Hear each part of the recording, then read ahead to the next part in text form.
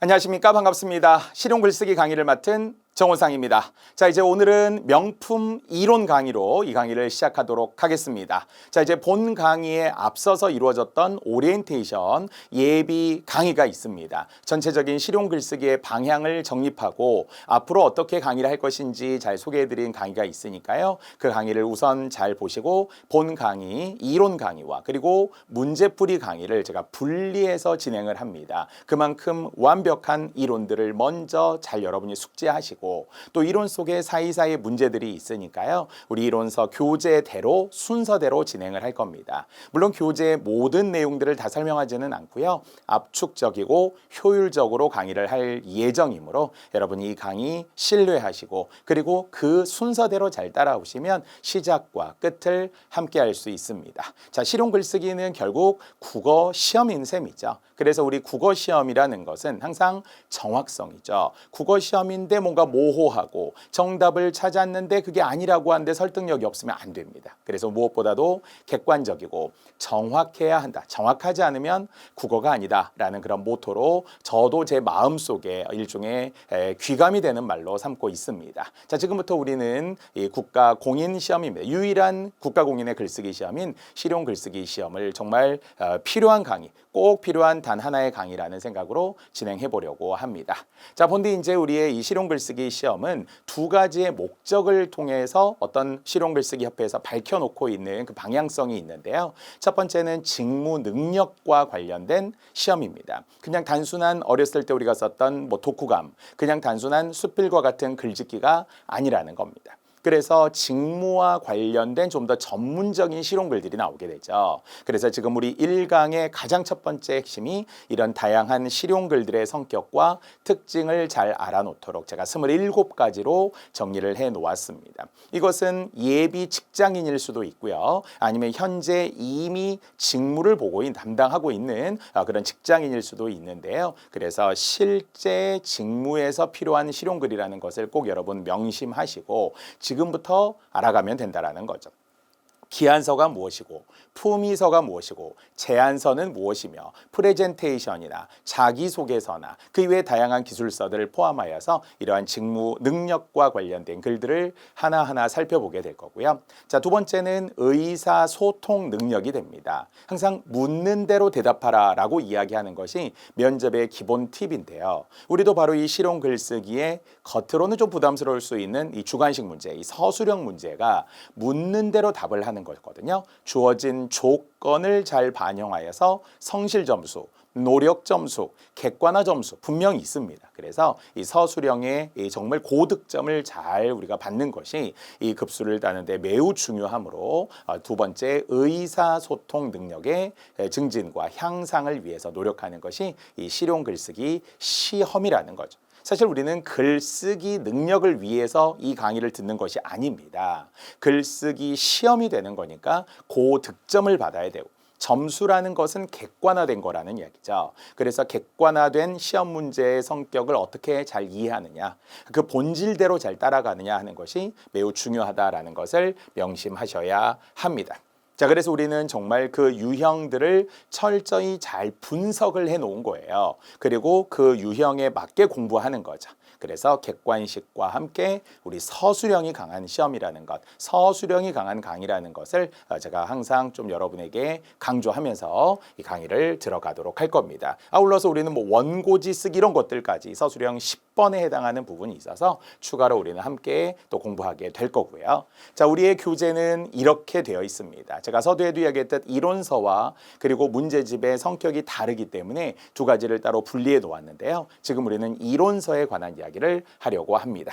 자, 첫 번째 실용 글쓰기와 관련된 모든 내용들이 다 들어 있습니다. 너무 얇지도 않고요. 지나치게 부담이 되도록 두껍게 하지 않으려고 했습니다. 그래서 정말 처음부터 끝까지 모든 내용들이 다 반영될 수 있도록 이론서에는 전 내용을 망라해 놓았습니다. 그래서 이론부터 가벼운 문제까지 대응되는 실전 문제들도 사이사이에 삽입을 해놓아서 현실감에서 멀어지지 않으려고 했고요.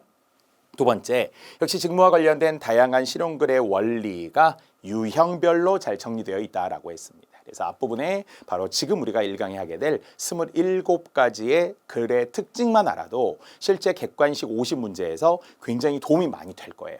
선생님에게 배운 게 시험에 나와야 되잖아요. 근데 이게 시험과 약간 연관성이 떨어지는 그런 미안하지만 강의나 책들이 있어요. 시중에. 네, 그렇게 해서는 여러분 크게 도움이 안 돼요. 그래서 실제 우리 학생들의 실용 글쓰기 시험 후기들을 제가 다 보더라도 제자들의 이야기를 들어보더라도 어떤 책을 봤는데 크게 도움이 안 됐다 이런 이야기를 하거든요. 그러면 사실 좀 아깝죠. 시간도 아깝고 금전적으로도 좀 아깝습니다. 그래서 가장 적합성이 높도록 시험과 함께 그래서 유형별로 잘 정리를 해 놓았고요. 또 다양한 팁들을 핵심적으로 정리했습니다. 이건 단순한 책만 보고서 공부하는 것이 아니라 책과 제 강의를 병행해서 보신다면 훨씬 더 빠르게 어떤 팁들을 받아가고 알아갈 수 있습니다. 역시 우리는 고득점을 받는 게 목적인 거죠. 자, 배점이 높은 서술형에 대한 대비가 철저하다. 왜 우리가 이 중에 초짜 처음 시작하는 분들이냐라고 하면 그냥 순서대로 풀고 전략의 부재가 되기 때문이라는 거죠. 그냥 열심히가 아니잖아요. 전략적으로 어떻게 고득점을 받느냐가 중요한 거라서 이 강의를 통해서 객관식과 또한 주관식, 이론과 함께 문제까지도 다 지금 진행을 해드리려고 합니다. 이야기했던 체계적인 이론과 함께 그래서 방대에 보일 수 있어요. 이론들도 제가 서식들까지 다양한 글쓰기에 대한 용례들까지도 다 넣어드렸는데요. 그리고 대응되는 실전 문제들을 사이사이에 삽입해 놓았습니다. 이것도 아주 좋고요. 자, 그리고 시작이 어휘잖아요. 글쓰기의 출발은 어휘죠. 그래서 우리 국어에 있는 다양한 최대 70만 개 어휘가 있다. 이렇게도 이야기해요. 60만 개에서 70만 개. 그래서 어휘도 필요한 내용들을 잘 정리하고 뒤에 읽기 자료들도 드립니다. 그리고 어문 규정도 원래 이제 한글 맞춤법 57항부터 시작을 하는데요. 그래서 그 속에 들어있는 어문 규정 중 우리 시험에 또 가장 적합한 한글 맞춤법 제30항 사이 시옷 규정이나 아니면 역시 57항 맨 마지막 규정에 들어있는 구별해야 할 말들이거나 이게 한 63개 정도 있는데요. 이런 것들을 모두 포함해서 교재에 다 수록하려고 했습니다. 물론 이제 그 이외의 어문 규정들은 국립국어원의 홈페이지에 들어가 보면 한글 맞춤법 57항 표준어 사정 원칙 26항, 표준발음법 30항, 로마자 표기법 7항, 외래어 표기법 15항 등이 들어있어요. 물론 이제 우리가 이 가산점 시험 중에 양대 산맥이 KBS 한국어 능력 시험과 그다음에 실용 글쓰기인데요. 굉장히 두 가지 글의 성격이 다르죠. KBS 한국어 능력 시험은 어문 규정에 대한 정말 디테일한 부분, 자세한 부분까지 다 알아두어야 하는 어찌 보면 진짜 국어 같은 시험이에요. 문법도 나오고 막 한자도 나오고 막 띄어쓰기도 나오고 이런 쪽. 하지만 실용 글쓰기는 실용 글에 맞춘 직무 능력에 맞춘 글이기 때문에 오히려 NCS나 이 실용 글쓰기가 좀 더 가까운 시험이라고 할 수 있어요. 물론 이제 속에 숨어 있는 근간을 이루는 어휘나 아니면은 뭐 역시 비문학 글을 읽고 문제를 푼다거나 이런 거는 약간 흡사해 보이지만 뭐 주관식이라든지 조건에 대한 반영 문제라든지 이런 건 훨씬 더 실용 글쓰기가 약간 정형화되어 있을 수 있어요. 그래서 이제 가산점을 위한 분들이 KBS 한국어 능력 시험은 아무래도 언론을 준비한 일종의 언론고시라고 불릴 정도로 예비 언론인들이 많이 보는 시험이라고 보고요. 실용 글쓰기는 정말 경찰직, 소방직 아니면은 현재 정말 취업이나 승진을 앞두고 있는 분들이 가산점을 주로 받기 위해서 보는 시험이 조금 더 많다. 한 3만 명 이상이 더 많이 응시를 하고 있다. 하는 회차별로 우리가 13579 이렇게 기본적으로 11월까지 포함하여서 연 6회 정도 현재 실시하는 시험이다 보니까 그래도 응시자들이 상당히 많다 이렇게 봐야 되거든요.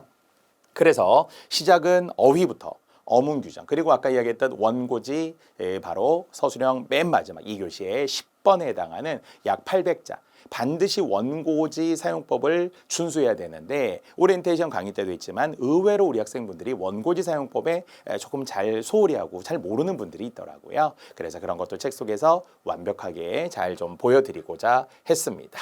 자, 교재의 가독성이 좋다 해서 너무 막 빽빽하지 않게 그렇다고 너무 막 느슨하지 않게 교재의 가독성을 1000번이고 10,000번이고 저도 함께 교정을 했고요. 우리 출판사 또 함께 도와주시는 분들이 정말 성심성의껏 진심을 다해 교재를 또 함께 구성을 하기도 했습니다. 자, 교재만으로도 충분히 공부할 수 있고요. 다만 강의와 함께 병행해서 공부한다면 더욱더 빨리 더 정확하게 갈 수 있습니다. 자, 이 모든 것을 한 번에 끝낼 수 있도록 물론 시험은 더 응시할 수 있는 기회들이 있겠습니다만 그래도 한 번에 끝내자라는 목표로 여러분이 많이 공부하시는 거로 알고 있습니다. 자, 이런 내용들이 우리 교재 구성과 관련이 되고요. 자, 이렇게 이제 우리는 쭉 설명을 다 해왔습니다. 자, 이제 그렇다면 우리는 다시 처음으로 돌아가지 않았고요. 이제 처음으로 다시 돌아갔습니다만 다시 이제 시작을 해 보도록 할게요.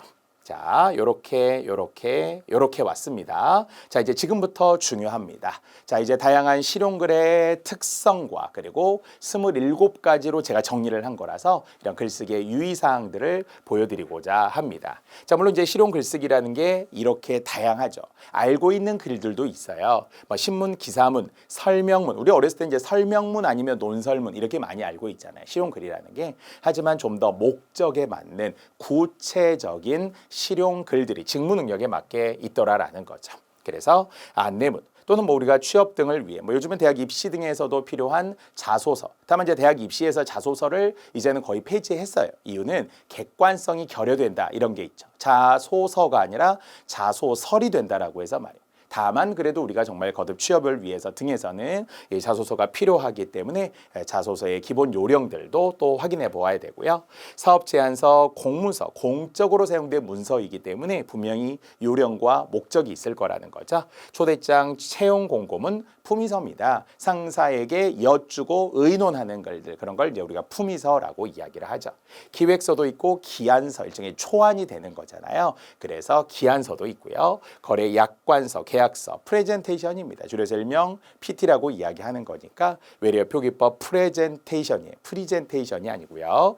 자, 보도문, 보고서, 연수자료 사용 매뉴얼도, 명세서, 그 이외 등등의 다양한 글들, 미디어글, 해설문, 특히 NCS 기반과 관련된 여러 가지 직무 기술서들이 이야기했던 실용글과 이 NCS, 즉 그러니까 국가 직무 능력 표준. 저도 뭐 NCS 강의를 하고 있습니다만 NCS도 역시 절반의 국어 관련 문제들이거든요. 그래서 이 실용글과 관련된 아주 좋은 이런 글을 그냥 단순히 글의 종류를 아는 것만이 아니라 이 글들을 알면 객관식 50문제 중에 절반 이상은 그냥 바로 한눈에 보고 찍을 수 있어요. 한 번에 답을 찾을 수 있습니다. 정말 객관식에 할애될 수 있는 평균적인 시간이 약 70초, 1분 10초입니다. 그러니까 빨리 푼다면 1분 안에 이미 풀어야 되고요. 또 지문이 길거나 좀 복잡할 때는 1분이 좀 더 걸릴 수도 있거든요. 그런데 이 글들, 실용글들의 특징을 알면 정말 상식적인 입장에서 절반은 맞을 수도 있어요. 그리고 그 상식 이상의 걸 가서 50문제 중에 최대 40문제 정도를 여러분이 맞힐 수 있다면 한 문제당 8점이기 때문에 그러면 최소한 우리는 48에 32, 320점을 확보하는 거예요. 그러면 이미 우리는 굉장히 높은 등급을 받을 수 있는 자격을 갖추게 됩니다. 뭐 정말 더 잘해서 45문제, 47문제, 뭐 50문제 가까이 맞을 수 있으면 금상첨화이겠죠. 자, 이런 글들을 놓고 지금부터 27가지의 글쓰기 방법과 다양한 글들을 하나하나 제가 소개해 드리려고 합니다. 자, 일반적으로 우리는 이제 설명문이다 이렇게 하는 글과 그 다음에 논설문이다 이렇게 하는 글을 일반적으로 두 가지로 나누어서 이야기하겠죠. 그래서 설명문은 객관적인 정보 전달이라고 이야기하잖아요. 그래서 객관적인 정보 전달이면서 그래서 결국 근거를 통해서 밝히고 예를 통해 밝히고 뒷받침 진술이 필요하겠죠. 그래서 소개하는 거래요. 전문가의 입장에서 어떤 비전문가에게 소개하는 것이 설명문이 되겠죠.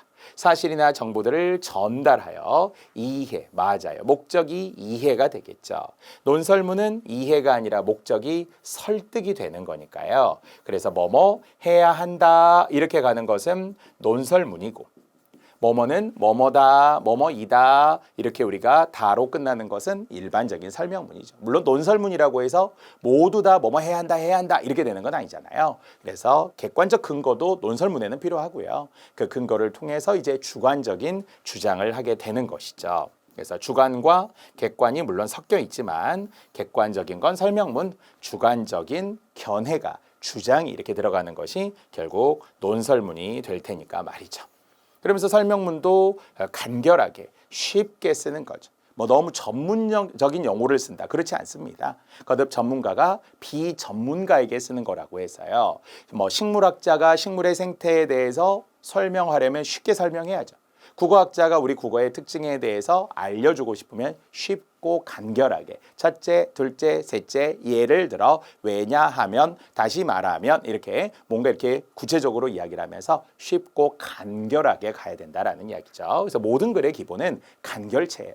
막 자세히 막 전문 용어를 써가면서 장황하게 이렇게 하자는 게 아니에요. 쉽고 간결하게 써주는 것이 가장 기본적인 글의 방법이 됩니다. 자, 그래서 이제 논설문도 역시 객관적인 자료를 토대로 하겠죠. 그래서 추론하게 되는 거죠. 추측하여 논하는 거니까요. 논설문의 논, 추론의 논 이렇게 단어만 연결해도 되겠죠. 물론 뭐 추론이라는 과정이 물론 우리는 뭐 연역 추론이다, 귀납 추론이다, 유비 추론, 변증법적 추론 이런 세부적인 추론 방식들도 있기는 하지만 우리 실용 글쓰기 시험에서는 그렇게까지 자세히 나오지는 않습니다. 뭐 피셋 시험들, 흔히 우리가 PSAT라고 하는 피셋 시험 같은 경우는 나오죠. 예, 그렇게 뭐 행시나 아니면 뭐 7급 우리 국가 공무원 이런 데에서는 이런 추론 방식이 세부적으로 나오긴 하지만 우리 실용 글쓰기 시험은 되게 간결하죠. 단편적이라고도 할 수 있습니다. 자, 또한 여러 글들 중에 안내문, 요약문, 기술문 이런 글들도 있습니다. 이미 안내문도 똑같죠. 알기 쉽고 정확하게 제시하기 위해 명료하고 간결해야 한다. 선생님, 간결한 것은 설명문이에요, 안내문이에요. 그런 게 아니죠. 일반적인 글들은 대부분 그렇다고 봐야 됩니다. 자, 요약은 주제를 중심으로 해서 압축하여 특히 자신의 언어로 재구성하는 게 요약이죠. 그냥 어떤 지문이 있는데 지문에 있는 문장을 하나, 둘, 셋 빼서 줄이는 게 요약이 아니라는 이야기죠. 그것을 재구성하라고 했습니다. 필요에 따라서 새로운 단어를 생성하기도 하고 비슷한 단어이지만 변형시켜야죠.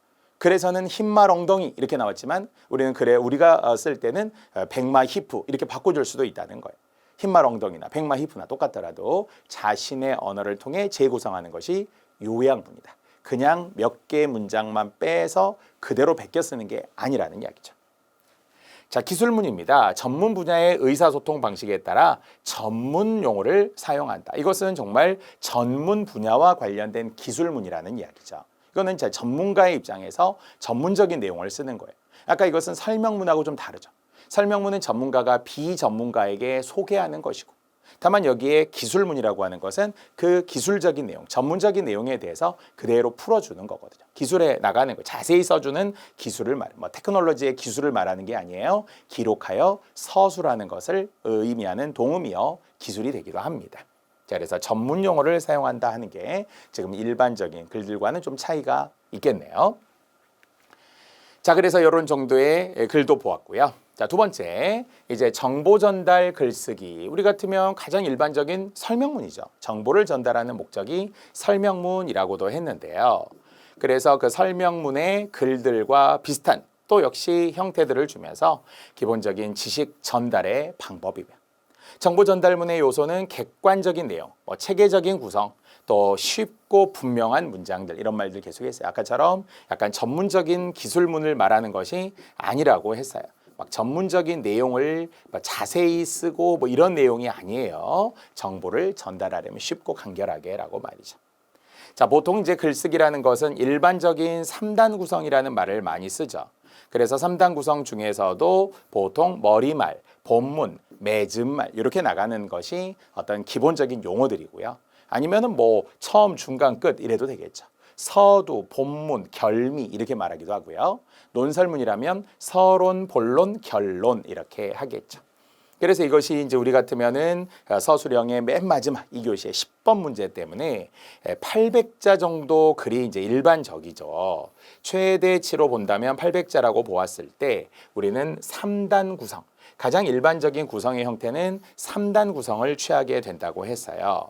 그래서 머리말은 짧고 그리고 중간은 길고 다시 마지막 맺음말은 좀 짧은 형태로 되어 있어서 전체 구성상 1대 3대 1이라는 하나의 균형을 이루는 글들을 많이 이야기하거든요. 그래서 세 부분으로 구성을 한다 그랬고요. 자, 정보 전달문은 뭐 정당, 단체의 정책, 연구, 결과 등을 발표할 때 사용한다고 합니다. 그래서 역시 어떤 새로운 정보가 있어요. 뭐 데이터 같은 걸 정리한 빅데이터 정리해서 발표해주고 알려주고 특히 정책이나 연구 결과 같은 경우가 대체로 이 숫자와 많이 관련이 되죠. 숫자라고 하는 것이 그만큼 객관적인 지표라는 거죠. 객관적인 지표로서 보여주죠. 통계 같은 거 나올 거 아니에요. 그래서 요즘에는 정말 통계의 시대다 이런 말들을 합니다. 그래서 몇 퍼센트가 어떻고 몇 명을 조사했으니까 어떻고 이런 이제 귀납 추론적인 방법들이죠.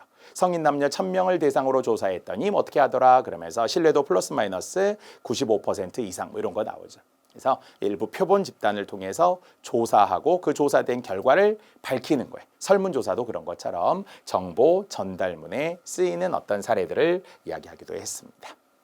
자, 여러분 이제 두 번째까지도 살펴보았고요. 자, 세 번째 요약문 쓰기입니다. 아까 우리가 분명히 살펴보았는데요.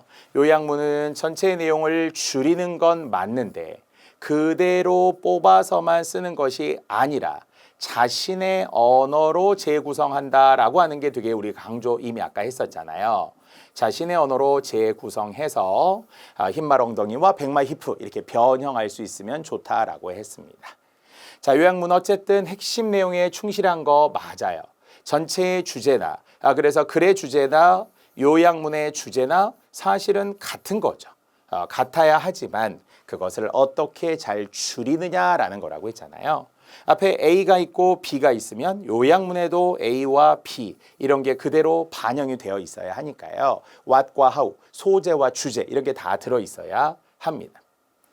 자, 역시 요약은 요약자의 이해를 반영하기는 하는데요. 다만 임의로 바꿀 수 없다. 이것은 핵심 내용과 결론을 바꾸면 안 된다는 이야기죠.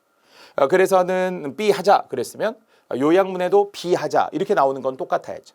그런데 B 하자 그랬는데 내가 마음대로 바꿔서 B 할 수도 있고 안 할 수도 있어 이렇게 쓰면 안 되겠죠. 그래서 요약문은 원래 글의 주제는 그대로 다만 표현은 재구성 이렇게 하라는 거예요. 언어 같은 거, 어떤 어휘 같은 거 이런 것들은 좀 바꿔줄 수는 있어요. 그러나 주제에 대한 핵심 내용은 그대로 가야 된다라는 거.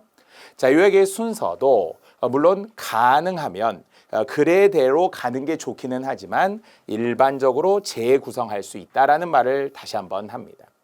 그래서 보통은 전체의 주제, 문단의 주제, 핵심 문장 이런 것들을 잘 찾은 다음에 주제는 그대로 가야 될 것이고 주제는 변하면 안 되니까 나름대로 재구성한다. 그래서 보통 이제 우리가 그런 말 하거든요. 영어는 주로 두괄식, 국어는 주로 미괄식 이런 말을 쓰죠.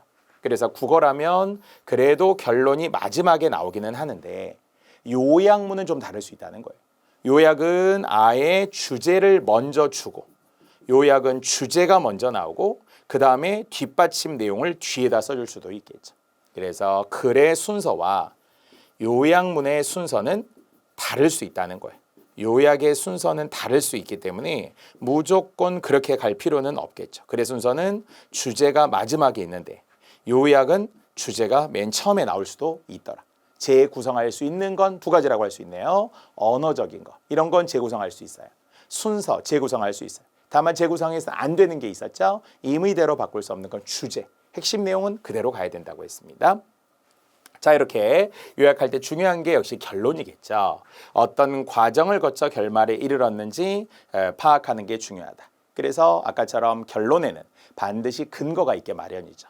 결론에는 뒷받침 진술이 있게 마련이죠. 뭐뭐 하기 때문에 어떻다. 특히 우리 실용 글쓰기 전체 통틀어 가장 많이 나오는 어떤 글의 어떤 구성 방식이 인과죠. 인과. A 때문에 B. 그러면 이제 우리가 화살표라는 거는 끝부분이 중요하잖아요. 화살표를 받은 B가 최종적인 결과이자 아니면 때로는 결론이 되기도 하죠. 그래서 그 결과와 결론들을 바탕으로 해서 재구성할 수 있고요. 그 앞에 있던 근거나 이유 제시나 원인 같은 거 이런 것들을 잘 찾아내야 한다라는 것이죠. 자, 우리는 요약문에 관한 이야기를 하고 있습니다. 자, 네 번째 이제 기사문이죠. 이야기했지만 기사문이라는 것은 일반적으로 뭐 신문 기사, 요즘 같으면은 이제 포털들 정말 다양한 여러 신문들 또는 포털들이 존재합니다. 그래서 그 기사문의 기본 특징들 첫 번째 육하 원칙이라고 이야기했다고 했어요. 누가 언제 어디서 무엇을 왜 여기 뭐 그대로 나오는 거죠. 그래서 누가 언제 어디서 무엇을 왜 어떻게로 압축해서 쓰게 되는데 그렇다고 너무 강박으로 무조건 누가 뭐 언제 어디서 이렇게까지 막 쓰라는 건 아니에요. 다만 기본적인 요건에는 들어 있어야 된다라는 것이고요. 역시 경우에 따라 한두 가지가 생략될 수도 있습니다. 자, 좋은 기사문의 요소는 정확, 간결, 명확합니다. 뭐 이랬죠. 당연하죠. 우리가 신문을 읽었는데 뭔가 이게 결여된 신문들이 있어요. 요즘에는 사실은 AI에 의해서 정말 어떤 로봇에 의해서 인공지능에 의해서 기사문을 만들기도 하더라고요. 그러니까 사람이 아닌 사람이 아닌 어떤 하나의 무슨 컴퓨터를 통해서 로봇을 통해서 인공지능을 통해서 기사문이 나온다는 것은 말 그대로 팩트만 써주면 되기 때문이죠. 다만 또 그렇게만 쓰기에는 너무 단편적으로 보일 때가 있어요. 딱딱해 보일 때가 있죠. 그래서 기사문이라는 것도 역시 팩트를 바탕으로 하되 여러 가지가 약간 살이 좀 붙기는 해야 됩니다. 다만 정확하고 간결하고 명확해야 한다라고 하고요. 자, 신문 기사문도 표제와 전문과 본문이라고 하는 게 있더라라는 거예요. 보통 이제 신문을 읽으면 헤드라인이라고 하는 게 있죠. 딱 한 줄로 정리되어 있는 표제가 있고요. 자, 그 다음에 전문이라고 하죠. 앞전자를 써주는 거예요. 그래서 앞에서 일종의 요약문처럼 핵심 내용을 짧게 2줄, 뭐 3줄 정도로 이렇게 줄여서 말할 수도 있고요. 그 다음에 본문이 구체적으로 이어지겠죠. 그래서 보통 예전에는 표제가 있고 부제가 있다. 그래서 표제는 짧고 큰 것, 굵은 걸로. 그래서 어제 어떤 사건이 발생했다. 그러면 그냥 사건 발생 이런 게 이제 제일 중요하고, 그 다음에 어디에서 어떤 원인으로 가스 폭발로 인해서 어떠한 사망자가 몇 명 발생하고 부상자가 발생했다. 이렇게 이제 구체적으로 조금 더 넣어주죠. 이런 것들을 전문이라고 하고요. 그 다음에 이제 조금 더 자세한 뭐 지역에서 어떤 사람이 뭐 40대, 50대 어떤 사람이 어떻게 사망하거나 다쳤는데 이렇게 좀 자세히 넣어주면 되겠죠. 자, 기사문은 불특정 독자를 대상으로 하기 때문에 문어체와 구어체의 중간 정도로 한다. 그렇게 했어요. 자, 보통 이제 문어체라고 하는 것은 글에서 쓰는 문체를 문어체라고 할 것이고, 아니면 구어체라고 하는 것은 말로 하는 것을, 그래서 입구자를 쓰는 구어체라고 이야기하죠. 보통은 이제 우리가 친구들끼리 말할 때는 일반적 구어체죠. 야, 어디가 밥 먹었니? 뭐뭐 했어요. 했는데요. 했고요. 뭐뭐 했거든. 이런 게 그냥 일반적 구어체입니다. 다만 이제 뒤에 나오는 문어체의 성격도 우리는 대부분의 실용글들이 거의 다 문어체라고 봐야 되는데요. 그래서 문어체라 함은 뭐뭐 단아가로 우리 군대에서도 이야기하듯이 뭐뭐 했습니다. 또는 뭐뭐 했나 아니면은 뭐뭐 했습니까? 이렇게 약간 딱딱한 방식의 형태. 그런데 신문 기사문은 우리가 하는 한 일반적으로는 문어체여야죠. 신문 기사문인데 밥 먹었어요? 이렇게 우리 하지는 않을 거 아니에요. 다만 이런 문어체와 구어체의 중간 형태라고 하는 게 너무 딱딱하지 않아야 한다. 그래서 어떤 대화를 막 인용하기도 하잖아요. 어떤 사람들의 말에 따르면 뭐뭐 한다고 말했습니다. 또 이걸 통해서 뭐뭐해서 이랬습니다. 이런 일이 일어났습니다. 이런 거죠. 특히 요즘에 이제 뉴스들을 보면은요, 뉴스가 훨씬 예전에 비해서는 좀 부드러워진 게 있죠. 특히 일기예보 같은 거 하면 뭐뭐 했습니다. 뭐뭐 할 것으로 예상됩니다. 뭐뭐 하고요. 뭐뭐 했어요. 이렇게까지도 나오기도 하죠. 간혹 가다가. 그래서 기사문에서는 문어체와 구어체의 중간 형태. 다만 중간 형태지만 아무래도 문어체적인 형태가 좀 더 많다. 이렇게 봐야 되겠죠. 자, 보도기사는 그 대상에 대해 경칭을 씁니다. 대상에 대해서 말이죠.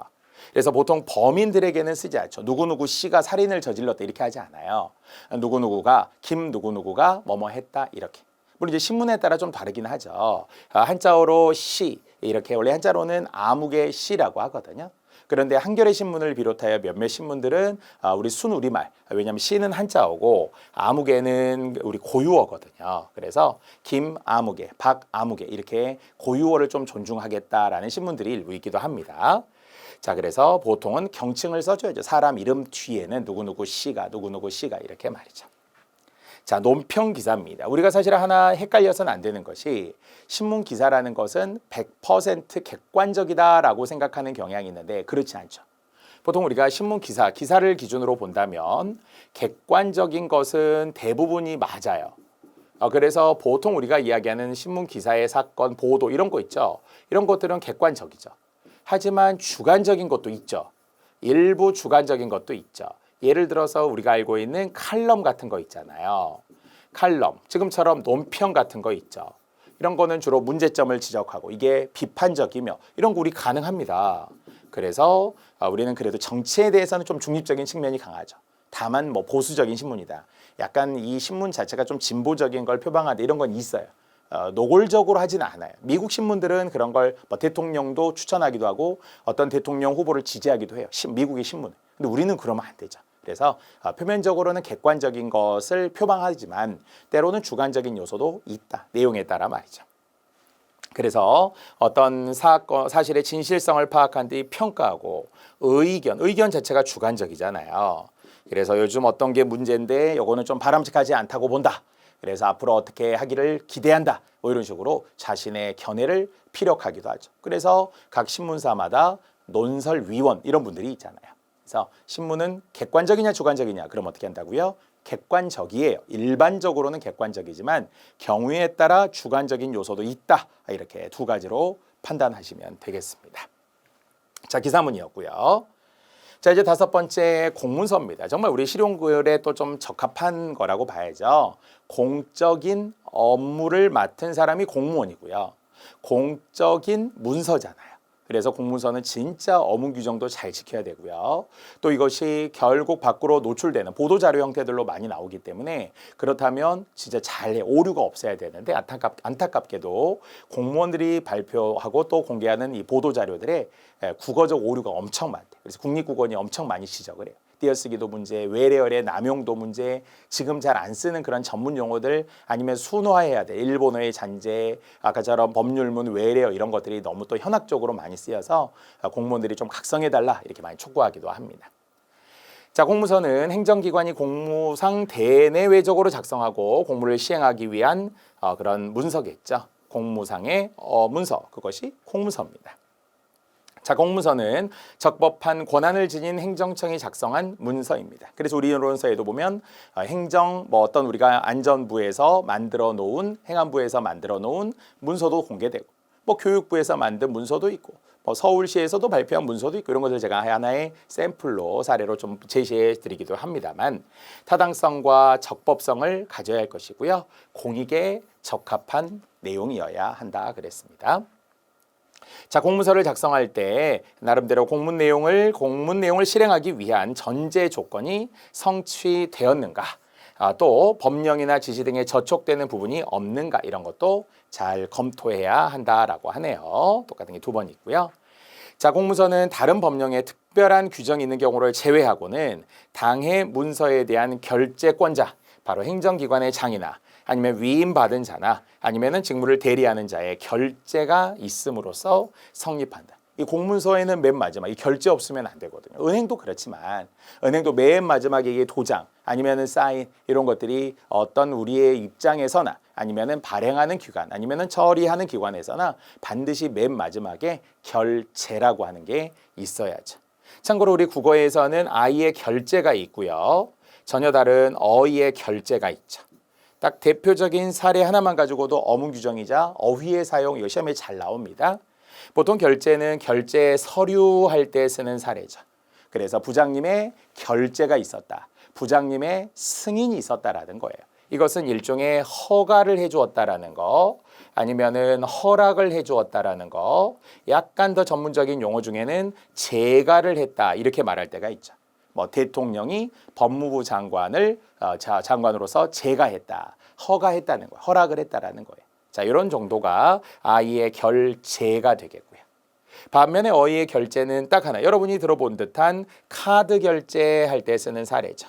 이것은 이제 대금을 완납했다 이런 느낌이 되는 거죠. 건널제라는 한자를 말을 제라는 아이의 제자를 쓰는 거라서 거듭 두 개의 사례 결제 서류 하는 거하고 카드 결제. 알겠죠? 이렇게 딱 두 개만 예를 구별할 수 있어도 충분히 우리 시험에 이게 서술형적으로도 잘 나온단 말이죠. 비슷비슷한 한자어를 주면서 단어를 주면서 구별하라, 글짓기하라 이런 거 있습니다. 당장 우리는 이 모든 것들이 객관식이자 또다시 주관식 안에 들어있는 문제일 수 있는 가능성으로 대비하셔야 돼요.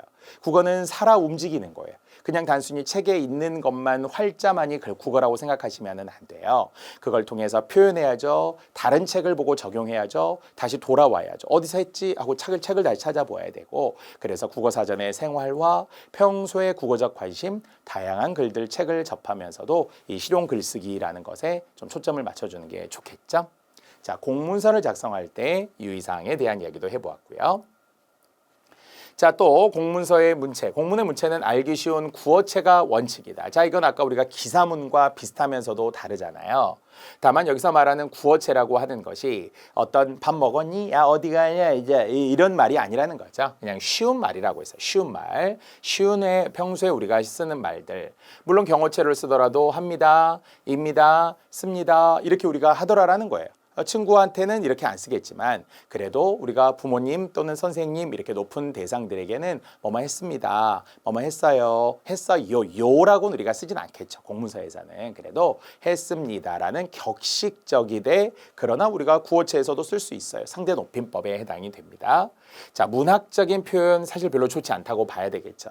인생은 그랬더니 뭐 나그네 길이에요, 이렇게 공문서에 나오진 않을 거 아니에요. 사랑은 유리 같은 거예요, 이렇게 나오지는 않겠죠. 이렇게 빗대어서 말하는 비유적 표현보다, 문학적 표현보다는 공적인 용어로 글을 구성하라 그랬습니다.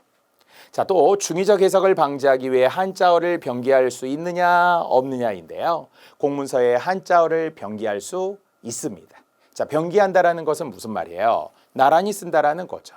그러니까 국어, 근데 국어라고만 쓰지 않고 국어 이렇게 괄호를 통해서 한자어를 써주고, 또는 역시 중의적 해석이라는 것이 어떤 의미겠어요? 우리 국어에는 동음, 이의어라고 하는 것이 많죠.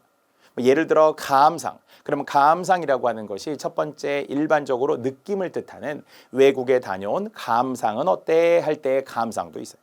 두 번째는 감상에 젖었어요. 센티멘탈리즘이라고도 이야기하는 감상주의라는 거 있죠. 쉽게 감상에 빠지면 안 돼, 감상에 젖기에는 할 일이 많아, 이러한 감상도 있어요. 반면에 영화 감상, 음악 감상, 미술 감상, 이렇게 예술 작품을 즐겨 음미한다라는 단음의 감상도 있어요. 장음의 감상도 있고요, 단음의 감상도 있어요. 그러니까 이런 것들을 구별하기 위해서 한자어를 옆에 나란히 병기하라는 겁니다. 다만 여기서 하나 주의해야 될 것은 외래어 있죠. 외래어. 외래어인데 예를 들어 캠페인. 그러면 캠페인이라는 말을 쓸 수는 있는데 그것을 우리말로 써야죠. 이걸 영어로 스펠링으로 막 캠페인 이렇게 쓰면 안 된다는 거예요. 그래서 외래어도 마찬가지로 괄호를 통해 병기해 줄 수는 있습니다만 굳이 외래어는 그럴 필요는 없어요. 어차피 외래어를 그냥 영어든 아니든 발음해서 우리말로 규정되어 있는 표현, 이런 걸 그대로 쓰면 좋아요. 다만 역시 일본어의 잔재라든지 안 써도 좋은 외국어들 있잖아요. 뭐 센시티브하다, 그냥 민감하다 이럴 수도 있다라는 거지 굳이 우리가 센시티브 이렇게 할 필요는 없다라는 거예요. 그래서 외국어는 가능하면 안 쓰는 게 좋고요. 다만 우리말로 바꿀 수 없는 외래어, 텔레비전, 버스, 인터넷, 컴퓨터 이런 거는 그냥 우리말로 그냥 그대로 써주면 되겠죠. 자, 실용문에 적합한 용어로 핵심을 전달하는 구체적인 실사 위주로의 문장을 쓰라 그랬습니다. 실용글에서 참 많이 나오는 이야기들이거든요. 핵심 정리, 적합한 용어, 구체적인 실사 위주의 문장을 사실, 실제로 있는 그대로의 어떤 표현을 간결하고 핵심적으로 쓰면 되는 거지. 막 추상적이고 두루뭉술하고 뭉뚱그려서 이렇게 표현할 필요는 없으니까요. 자, 실용글의 27가지의 특징을 저랑은 지금 차근차근 진행하고 있습니다. 자, 이렇게 우리는 왔고요. 자, 또 다시 앞으로 우리 가볼게요. 자, 앞에 이제 6번째 공문서에 관한 삶. 이런 게 이제 우리 다 시험 문제입니다, 사실은. 제가 이렇게 압축적으로 정리를 해드려서 여러분 보기 좋게 보여드리는 것이지 실제 문제로 가서는 매우 자세히, 그리고 좀 더 꼼꼼하게 좀 잘 봐주셔야 돼요. 자, 공문서 중에서도 법과 관련된 법규 문서로는 헌법, 법률, 대통령령 이런 게 있어요. 당연히 그러한 법규와 관련이 되잖아요. 헌법에도 법률에도 대통령의 령으로, 명령으로 돼 있다. 이런 것이 대통령령이 되겠습니다. 자, 그리고 여러 문서들이 있지만 대외 문서와 대내 문서가 있고요. 대외 문서 중에 의례 문서가 있어요. 의례라는 것은 세리머니, 의식과 관련이 되죠. 어떤 행사와 관련이 되면서 인사장, 안내장, 초대장 등이 있다. 그렇기 때문에 역시 국빈을 초빙하여서 다른 나라의 대통령이나 총리가 우리나라에 올 수도 있고요. 이런 행사와 관련하면서 여러 인사장 또는 안내장, 초대장 등이 있다라는 거고요. 자, 공문서의 기본적인 여러 원칙이 있는데요. 신속 처리, 책임 처리, 법령 적합, 전자 처리의 원칙에 의해 처리된다라고 했습니다. 맞아요. 공문서도 예전에는 정말 단계를 한참 거치다 보니까 3일 전에 한 게 아직도 막 처리가 안 되고 이런 게 있어요. 근데 그게 아니라 요즘에는 신속 처리죠. 진짜 아무래도 전자화된 특히 이메일 등을 비롯하여서 여러 가지 전자화된 시스템이 이제 잘 구축이 되어 있어서 신속, 책임, 법령에 또 적합하며 전자처리의 원칙에 의해서 처리된다라고 하고요. 자, 또 공문서의 내용에 따라 비밀문서, 공개문서, 일반문서, 특별문서가 있습니다. 모든 문서를 공개하지는 않습니다. 비밀문서라는 것도 있고요. 그러나 다 일반인이 알 수 있도록 공개해 주세요. 국회에서도 보면 공개해 주세요. 그럼 공개하고요. 또 다양한 일반적인 문서, 특별문서라는 것도 있습니다. 자, 이 보존 기간까지도 시험에 나오니까요. 영구, 준영구, 10년, 5년, 3년, 1년으로 구분된다고 해요. 그래서 공문서 중에서도 영구적으로 보존해야 되는 매우 중요한 경우들도 있어요. 정치적으로 민감하긴 하지만 예전 세월호 같은 그날이 있었던 그때 박근혜 그 당시에 전 대통령이 무엇을 했느냐, 그날 당일의 행적을 영구 보존하라, 이렇게 이제 결론이 나오기도 해요. 왜냐하면 중요하니까. 물론 몇 분에 몇 시에 뭘 했느냐, 정말 국가적인 일을 했느냐 안 했느냐 이런 논란들이 있었지만 이런 걸 이제 영구 보존한다라고 하거든요. 공문서의 보존 기간과 관련하여서 영구 아니면은 절반 정도죠. 준영구. 아니면 5년, 10년, 5년, 3년, 1년 정도의 기간을 통해서 보존하고 나중에 이제 시간이 지나면 폐기하기도 하죠. 자, 그래서 아까 1년 보존과 3년, 5년, 10년 그리고 영구 보존이 있다고 했었는데요. 영구 보존은 누가 보아도 역사적 가치가 큰 문서는 영구적으로 보존하라. 쿠데타에도 공소시효가 없다 이렇게 하듯이 지금 이야기했던 것처럼 대통령의 행적 이런 것들은 또 우리가 잘 알아야 될 때가 있거든요. 이런 것들은 굉장히 중요한 의미를 담고 있기 때문에 영구 보존한다라고 합니다. 자, 나머지는 그냥 보통 단순 업무 처리, 그다음에 이제 업무 추진 계획, 그다음에 단기 경영 계획, 사업에 관한 기본 문서. 자, 이런 게 또 좀 안타까울 때가 있더라고요. 예전에 TV 프로그램들, PD 수첩 이런 거 TV 프로그램을 보면은 어떤 지자체, 각 지방에서는 건설이라든지 아니면 그래서 승인 허가가 나는 경우, 이런 경우를 좀 오래 보존을 해야 되는데 시간이 지나서 우리 폐기했어요. 없어요. 그때 담당자가 누가 했는지 몰라요. 그래서 피해자는 고스란히 그 지역 사람들이, 국민들이 당할 때가 있거든요. 그래서 이런 것들의 기간을 좀 더 늘려야 하는데 말이죠. 자, 그래서 단기 경영 계획과 중장기 경영 계획의 차이를 주었네요. 짧은 건 5년, 중장기는 10년 정도 이런 경영 계획과 관련된 공문서의 보존 기간, 일종의 기간, 시기가 존재합니다.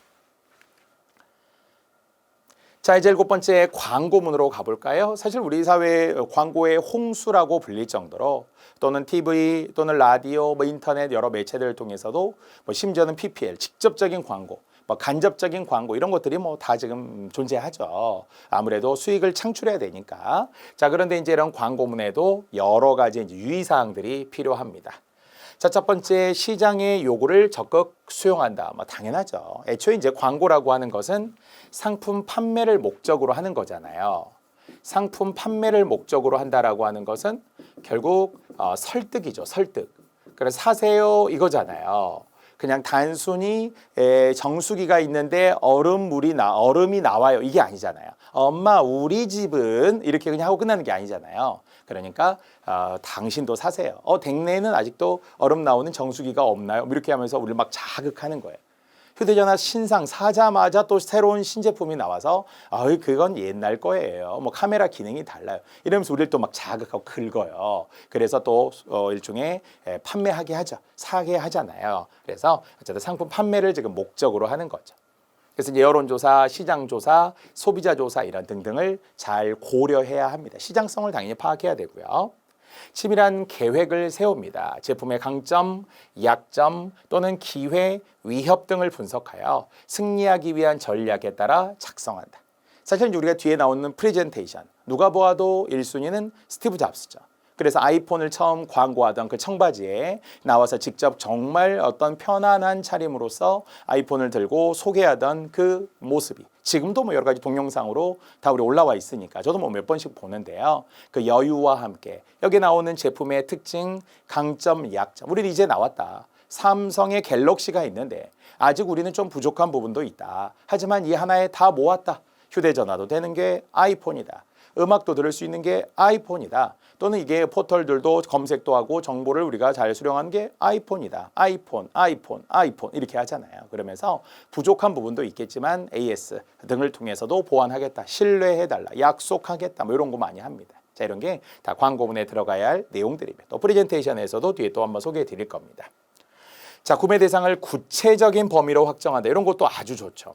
그냥 누구나 사세요 이렇게 막연하게 아니라 타깃이라고 하죠. 외래어 표기법에 의하면 타깃 아니고요. 타깃을 잘 정해서 어떤 세대들에게 잘 어울리는.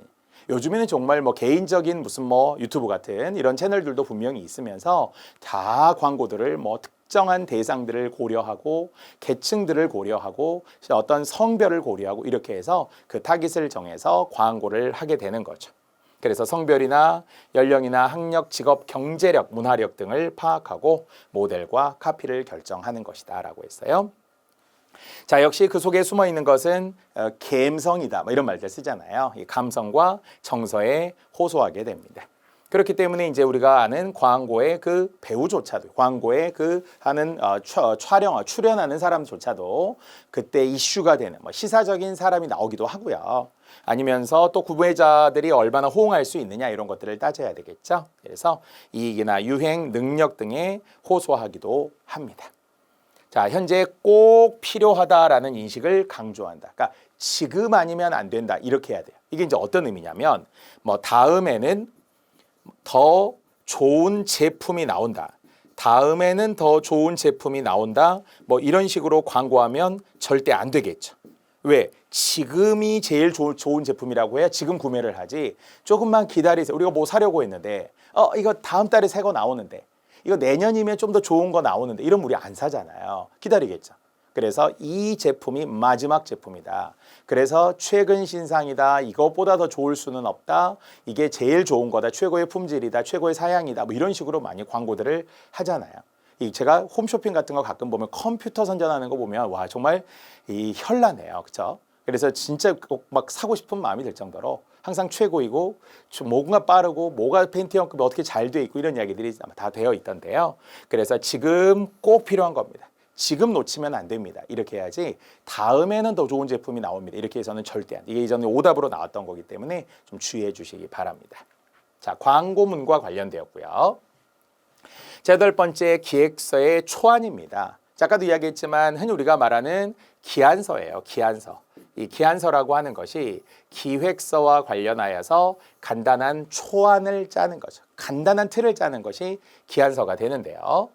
자, 문제 해결 요건을 충족하고 상대방의 공감과 흥미를 불러일으켜 해당안이 채택될 수 있도록 씁니다. 이렇게 하는 거죠. 물론 이제 우리는 기획서예요. 또 그렇게 기획서를 짜면서 어떤 해결을 할 수 있다. 어떤 것이 가능하다, 좋은 거다라고 하면서 채택될 수 있도록 해야 된다라는 거고요.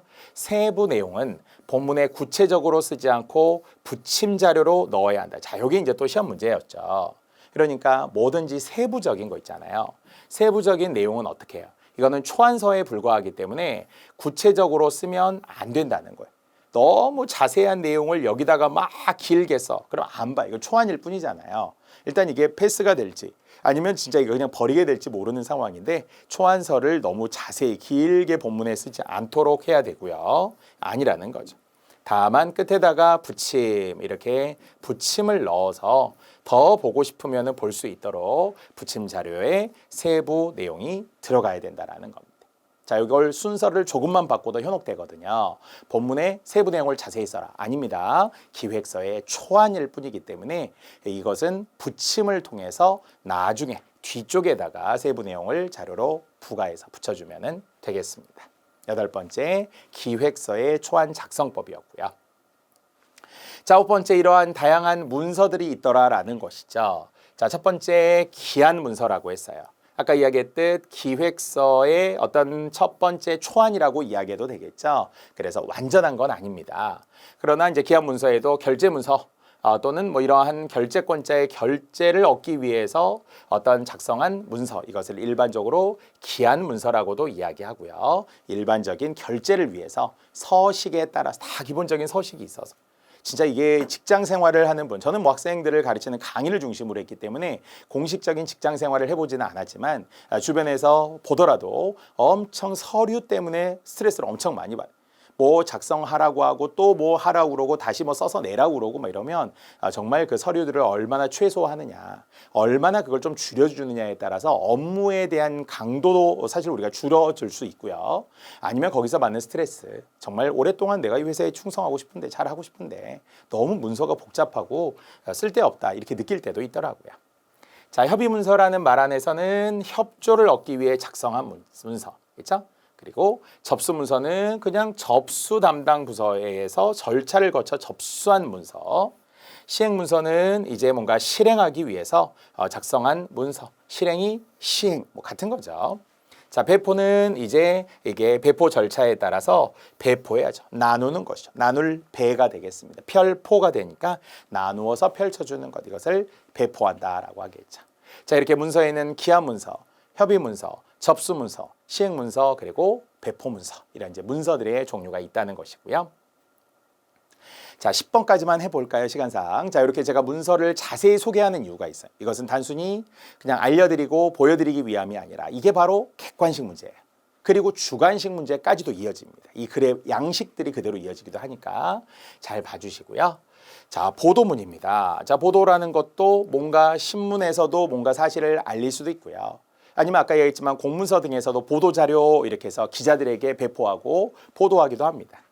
자, 다만 지나치게 전문 용어는 사실 피하는 게 좋겠죠. 거듭 이야기하지만 베풀어 주는 쪽에서는 전문가일 수 있지만 받는 쪽에서는 전문가가 아닐 수 있잖아요. 알려주세요. 쉽게 좀 알려주세요. 이렇게 하는 거니까 전문 용어는 피해라. 그리고 항상 짧은 문장이라는 게 나오죠. 간결하게 쓰라 그랬습니다. 자, 사전 지식이나 정보가 부족한 사람의 입장에서 쉽고 짧게 쓰라. 뭐 같은 이야기네. 아까처럼 어떠한 담당하는 전문가적인 입장에서 비전문가에게 알려주는 것이 보도문이기 때문에 그렇습니다. 핵심만을 써라. 간결하고 명쾌하게 뭐 똑같은 이야기들이군요. 역시 반드시 완결되었거나 아니면은 예측 가능한 자료를 가지고 작성하면 그래야 추가 질문이 안 나오죠. 신문 기자들 입장에서 보도문을 봤는데 몰라 계속 질문해. 이건 뭐예요? 이건 왜 그래요? 이건 다시 설명해 주세요. 이렇게 하면 안 되기 때문에 그 자체로서 좀 완결되게 짧게라도 분명히 완결된 내용. 이래서 이런 일이 있었고 이렇게 어떤 뭐 사건이 있었고 아니면 이러한 일이 있었으니 앞으로 어떻게 할 것이다. 이렇게 짧게 정리는 다 해줘야 된다는 거죠. 그래서 정리가 완결되어야 한다라는 거죠. 완결되어야 하고요. 자, 구체적인 어휘를 사용해 실질적이고 유용한 정보를 제공한다. 역시 알기 쉽게 쓰기 때문에 구체적인 언어, 쉬운 언어, 그러면서 정보를 바로 받아들일 수 있게끔, 이해할 수 있게끔 해주는 것이 보도문이 되겠습니다. 자, 우리는 지금 1강 바로 실용글과 관련된 27가지 정보를 다양한 글들의 성격에 맞게 제가 하나하나 설명해 드리고 있고요. 자, 요 내용이 지금 중요해요. 1강 그리고 2강 그리고 이어지는 강의들까지 제가 여러분에게 이렇게 좀 압축적인 내용들을 설명을 해 드리고 있는 시간입니다. 자, 1강은 여기까지고요. 잠시 후에 그러면 2강으로 또 들어가도록 하겠습니다.